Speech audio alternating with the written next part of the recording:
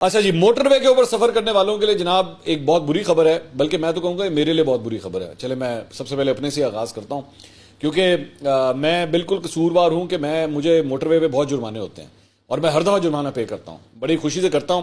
لیکن اب جو میں خبر دینے لگا ہوں، اب مجھے لگتا ہے کہ مجھے اپنے آپ کو جو ہے وہ ٹھیک کرنا پڑے گا، کیونکہ میرے لیے بھی بہت بری خبر ہے۔ خبر یہ ہے کہ موٹر وے اور قومی شاہراہوں پر جرمانوں کی شرح میں اضافہ کر دیا گیا ہے۔ نوٹیفکیشن کے مطابق موٹر وے پر کم سے کم جرمانہ 150 سے بڑھا کر جناب 500 روپے کر دیا گیا ہے، اور تیز رفتاری پر جرمانہ 750 سے بڑھا کر 2500 روپے کر دیا گیا ہے۔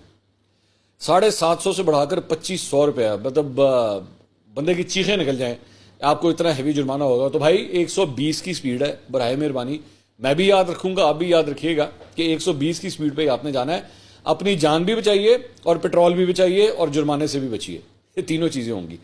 نوٹیفکیشن میں کہا گیا ہے کہ ممنوعہ علاقے میں اوور ٹیکنگ کرنے کا جرمانہ 300 سے بڑھا کر 1500 روپے کر دیا گیا ہے، اور ایمرجنسی گاڑیوں کو راستہ نہ دینے کا جرمانہ 500 سے بڑھا کر 5000 روپے کر دیا گیا ہے، اور پولیس گاڑی کی لائٹس استعمال کرنے کا جرمانہ 5000 روپے، دوران ڈرائیونگ موبائل فون استعمال کرنے کا جرمانہ 500 روپے مقرر کیا گیا ہے۔ ہیوی لائٹس کے استعمال پر جرمانہ 2000 روپے ہوگا، اور ان جرمانوں کا اطلاق 1 اکتوبر سے ہوگا۔ تو دھیان کیجئے، احتیاط کیجئے، یہ میں بھی یہی جو میں کہہ رہا ہوں یہ میں خود بھی عمل کرنے کی پوری کوشش کروں گا۔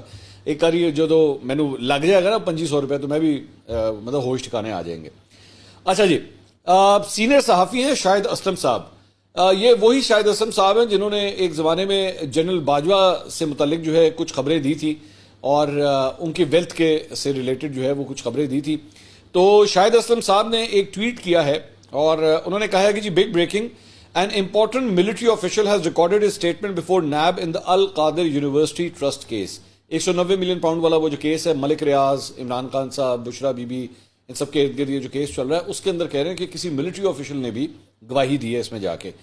اس میں وہ اپنی ٹویٹ میں لکھتے ہیں earlier the powerful military official was avoiding appearing before NAB to record a statement, لیکن اب انہوں نے یہ ریکارڈ کر دیا ہے۔ یہ جو ملٹری آفیشل ہیں، امپورٹنٹ ملٹری آفیشل کون ہے، یہ انہوں نے نام اس کے اندر جو ہے وہ نہیں دیا۔